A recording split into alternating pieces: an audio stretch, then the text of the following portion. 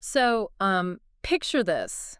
You just typed out like an absolute masterpiece of a text message. Oh, I already know this feeling. Right. It's like 3 paragraphs, highly enthusiastic.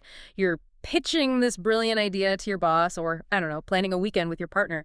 You hit send. Yeah, and you wait. You wait, the little typing bubble pops up, and then you get a single icy response back. 2 letters and 1 dot. Okay, period. It is the absolute worst. And, Yes. that single dot actually triggers what psychologists call negative bias. Oh, wow.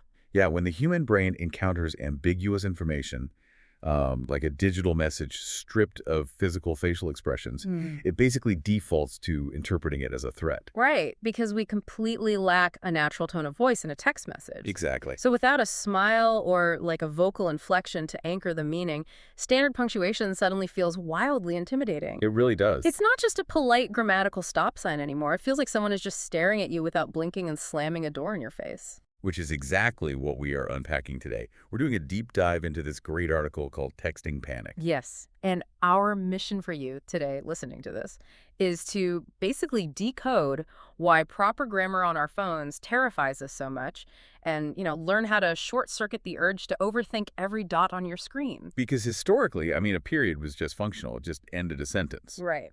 But today, its presence signifies a deliberate choice. Like, Mhm. we all know the medium lacks emotional cues, so modern texters created an entirely new artificial system to inject warmth back into their words. Which brings us to the wild world of exclamation mark inflation. Oh, yes. As a textbook overthinker myself, I catch myself overcompensating here literally all the time. Let's just look at the math for a second. Typing thanks with a period. Yeah, that reads like a passive-aggressive professional death threat. Exactly. It's so aggressive. So, to neutralize that perceived threat, you add one exclamation mark. Thanks. Right, but because everyone is doing that, one mark has just become the new neutral baseline. It doesn't actually signal excitement anymore. It just means, hey, I am not angry with you. So, to sound genuinely happy and normal, you are forced to use 3.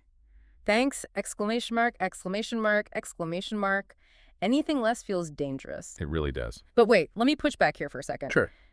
If we're all typing 5 exclamation marks just to prove we're nice, aren't we just a society of exhausted performers? Like, are we just faking this enthusiasm to avoid accidental conflict? We are acting, yeah, but it's more like an act of linguistic self-defense. Linguistic self-defense. I like that. Yeah, we aren't being intentionally fake. We are actively trying to establish a baseline of safety. We just overcompensate to ensure our message isn't misinterpreted by the other person's negative bias. Okay, but if performing this linguistic self-defense is totally draining our mental energy, how do we stop that anxiety when we are the ones getting a dry text back? Well, you have to consciously practice generous interpretation. Generous interpretation. Yeah. When you receive a text like, sounds good with a hard period, you basically have to manually intervene in your brain's threat detection process. Oh, interesting. You assume the sender is, say, driving or carrying heavy groceries and typing with one thumb.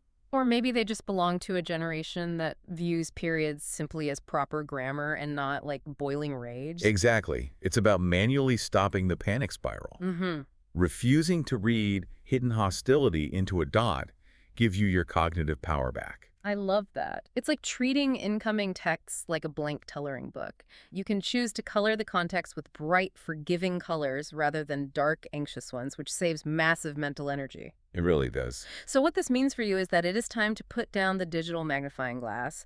Give the people texting you the benefit of the doubt. Sometimes a period is literally just a period. Yep, just a dot. But I do want to leave you with one final provocative thought, especially for my fellow exclamation mark addicts out there. Oh boy. If exclamation mark inflation keeps rising, what happens when 3 marks just aren't enough anymore? Will we have to invent entirely new punctuation marks just to prove we aren't secretly mad at each other? Good luck out there in the group chats.